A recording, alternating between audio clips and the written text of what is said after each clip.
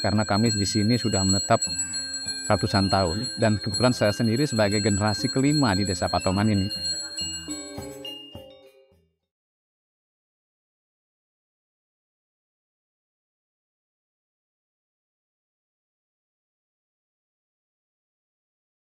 Jadi mecaru artinya adalah mempercantik alam semesta. Sehingga kalau alam sudah cantik maka akan tersenyum kepada manusia.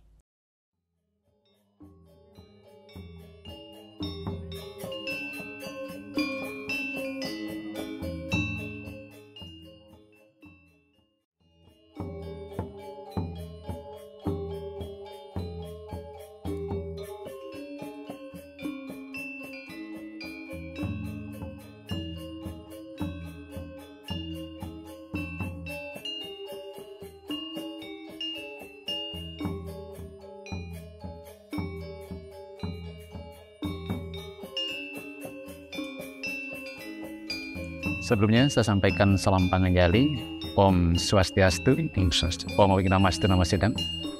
Terlebih dahulu saya perkenalkan diri, nama saya Jero Mangku Gede Parse Susilo. Di samping saya ini Bapak Made Marsat, beliau selaku Ketua Parisade Kecamatan Blimbing Sari. Dan di samping kiri saya lihat Bapak Nyoman Arianto sebagai sesepuh Banjar Adat di Desa Patoman. Pada hari ini, kami masyarakat Hindu Desa Patoman, khususnya Banjar Adat Desa Patoman, melaksanakan puja wali atau piodalan di Puro Dalem Widya Santi, Desa Patoman. Adapun pelaksanaan piodalan ini dilaksanakan setiap 6 bulan sekali, karena kita di sini memakai uku. Pelaksanaan piodalan tadi diawali di Setre atau di Prajapati, karena Puro Dalem ini erat kaitannya dengan Pura Prajapati. Di sana tadi diadakan persembahyangan bersama. Nah, setelah itu kemudian dilanjutkan dengan acara pecaruan yang tadi telah disaksikan bersama. Pecaruan ini tujuannya adalah untuk penyucian alam semesta, dalam artian persembahan kepada alam semesta agar supaya terjadi keseimbangan antara Buana Agung dan Buana Alit. Buana Agung itulah alam semesta dan Buana Alit itu adalah diri kita sendiri. Sehingga akan terjalin keharmonisan, sehingga tercipta hubungan yang baik antara manusia dan alam. Karena caru sendiri sebenarnya artinya dalam bahasa Sanskerta adalah cantik. Jadi mecaru artinya adalah mempercantik alam semesta. Sehingga kalau alam sudah cantik maka akan tersenyum kepada manusia. Sehingga manusia terhindar dari bencana dan malapetaka. Demikian juga tujuan daripada mecaru adalah untuk penyucian areal pura, karena nanti sore akan diadakan piodalan atau persembahyangan bersama. Adapun selanjutnya nanti jam 4 sore kita akan adakan puja wali atau piodalan itu yang diawali dengan mulapin atau mendak hidup betara dalam bahasa Hindunya. Kita mengundang para dewa. Untuk di wilayah kami di Desa Patoman itu namanya kan tapakan. Tapakan tempat hidup betara napak. Jadi tiap-tiap pura itu masing-masing ada. Misalkan di Puro Dalem, di sana ada tapakan Ratu Gede, Ratu Ayu. Kemudian di tempat lain, pura tertentu misalkan itu dari Balegong namanya. Balegong itu tempatnya kesenian. Di sana ada kesenian janger, juga ada gamelan. Jadi di sana juga dibuatkan tapakan, artinya taksu untuk kesenian. Jadi pada saat odalan di pura utama, di Puro Dalem, tapakan itu juga dihadirkan. Istilahnya kita hadirkan untuk ngaturang ayah di pura utama tersebut. Jadi di sana dihadirkan, kemudian mesolah untuk bahasa dalam istilah Balinya itu ditarikan di pura utama tadi. Jadi tujuannya tapakan yang ada di Balegong itu sebagai taksunya gamelan itu.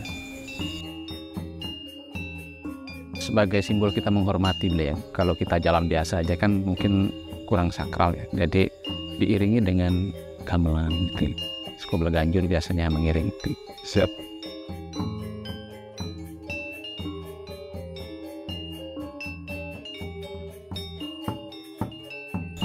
Namanya tapakan itu kan tempat ide betara napak ya. Jadi kalau kita pada saat odalan itu memang berusaha menghadirkan beliau untuk napak pertiwi ya. Jadi beda Mas antara kerasukan dengan kerauhan. Kalau kerasukan seperti Anda sampaikan tadi mungkin kesurupan itu sama ya. Tapi kalau kerauhan, kita menghadirkan Ida Betara. Dalam hal ini, kalau di Puro Dalam ya, kita menghadirkan Dewa Siwa, Betari Durga. Nah, kemudian kalau ada yang misalkan yang lain itu kerauhan, setiap beliau tampak pertiwi sudah barang tentu diiringi oleh pepatih-pepatih beliau. Kemudian Widyodara, Widyodari juga turun ke bumi ya. Nah, untuk membuktikan kehadiran beliau itu pinjam raga kepada umat yang hadir pada malam itu juga. Untuk meyakinkan kita bahwa beliau sudah hadir pada malam itu gitu.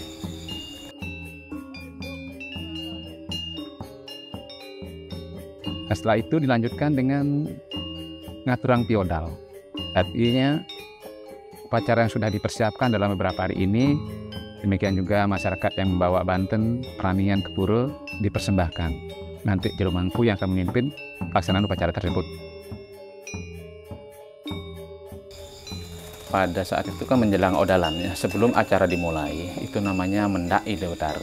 Mendak itu sama dengan menjemput ya, menjemput kehadiran beliau.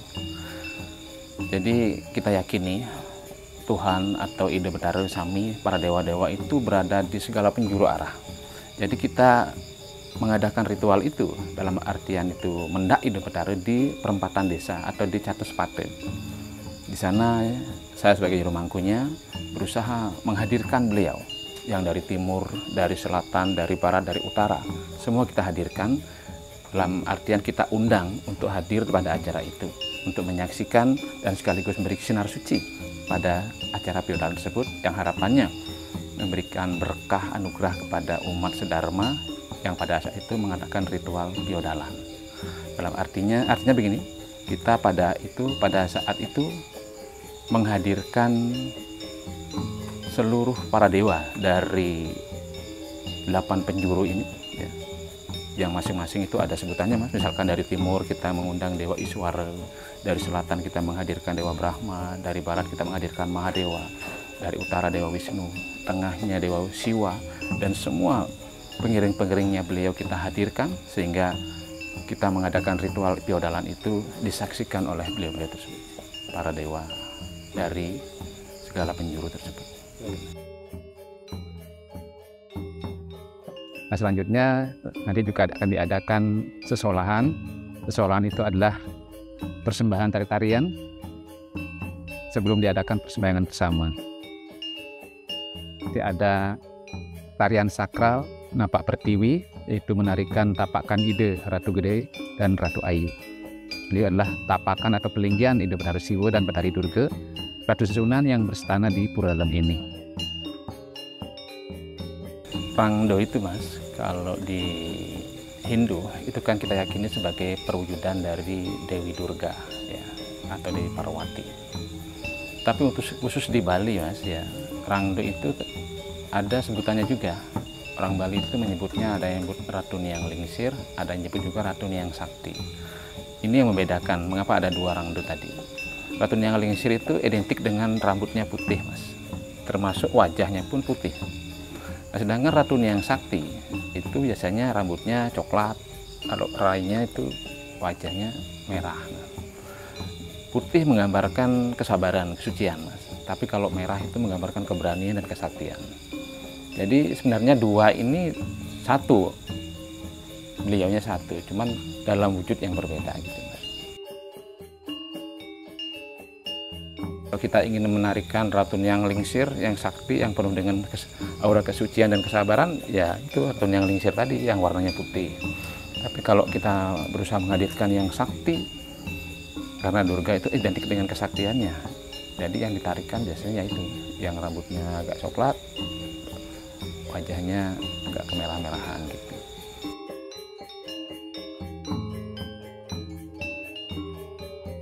Kalau Rangdo yang fungsinya sebagai tapakan Ida Betara itu tidak boleh sembarangan orang menarikan itu Mas. Itu melalui proses pemilihan dulu, pemilihan secara ritual siapa yang patut untuk menarikan tersebut, dan orang-orang tersebut orang-orang pilihan sebenarnya. Dan yang memilih itu bukan kita, itu melalui proses upacara. Ya, jadi beliau kita hadirkan, kemudian kita mohon kepada beliau siapa kira-kira yang patut untuk menarikan tapakan ini. Dan itu kita menghadirkan para sulinggih beliau yang sudah Medwi Jati untuk melaksanakan ritual itu. Artinya yang menarikan tari rangde dan barong itu adalah orang-orang tertentu yang merupakan pilihan beliau sendiri.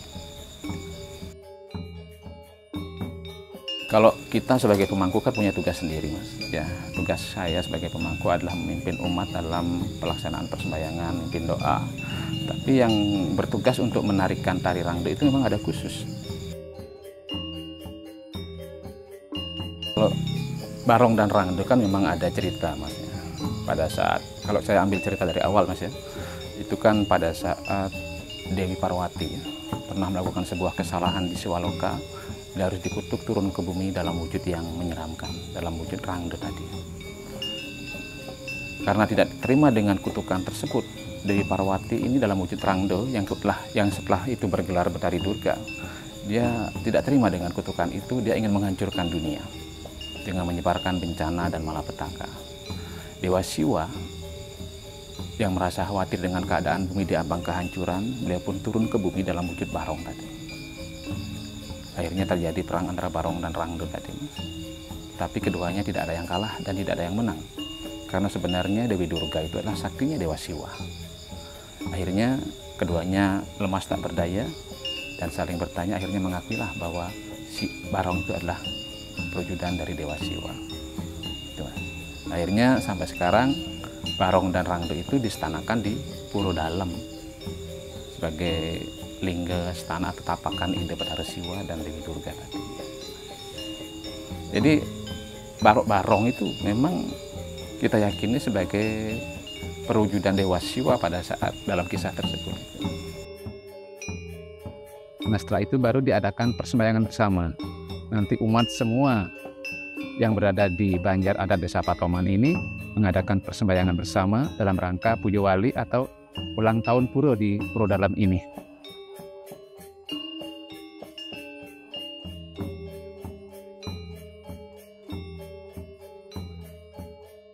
Puro Dalem ini adalah linggastana Dewa Siwa dan Betari Durga.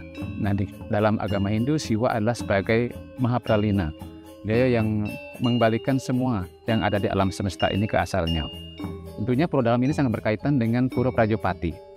Karena Puro Prajopati sebenarnya kalau di kamarnya adalah sebagai setra atau kuburan, tempat pelaksanaan upacara Pitriyadnya. Jadi di pagi tadi dilaksanakan pelaksanaan persembahyangan di Puro Prajopati atau di setra. Mungkin di umat lain makam ya. Di sana kita mengaturkan upacara, adakan persembahan kepada beliau yang berstana di sana dalam yang kita yakini sebagai Sang Hyang Brahma Prajopati dan Sedahan Sitra. Nah, ini sangat berkaitan sekali dengan Puro Dalem karena Puro Dalem juga linggastananya Dewa Siwa yang tadi saya sampaikan sebagai Mahapralina.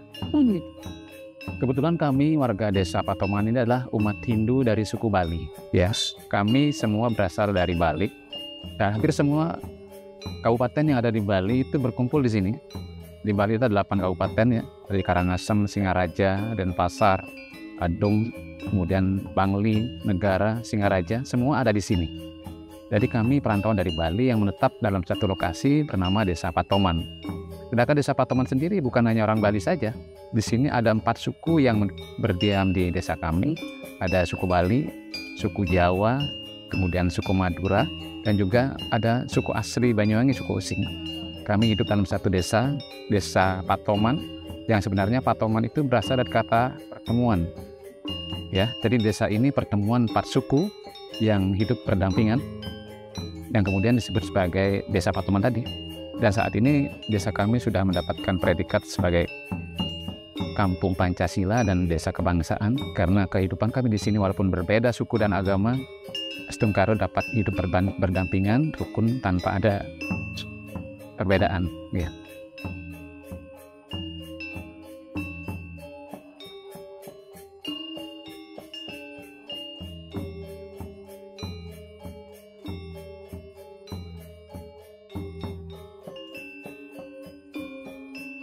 Karena kami di sini sudah menetap ratusan tahun dan kebetulan saya sendiri sebagai generasi kelima di Desa Patoman ini. Jadi kurang lebih ya tahun 1800 sekian, zaman penjajahan Belanda, leluhur kami sudah tinggal di sini.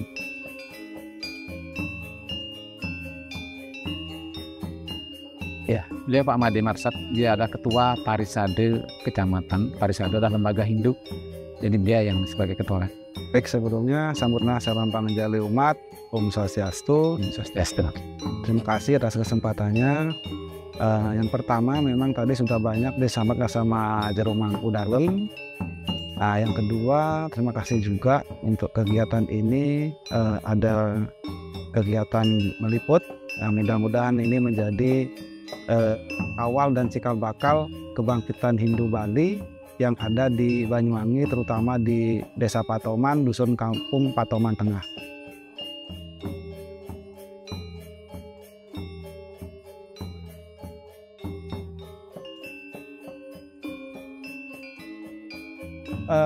Secara kultur tadi sudah disampaikan sama Jero Mangku Dalemnya bahwa kita di sini, orang Bali di sini di Patoman Tengah ini adalah notabene mayoritas kita dari suku Bali.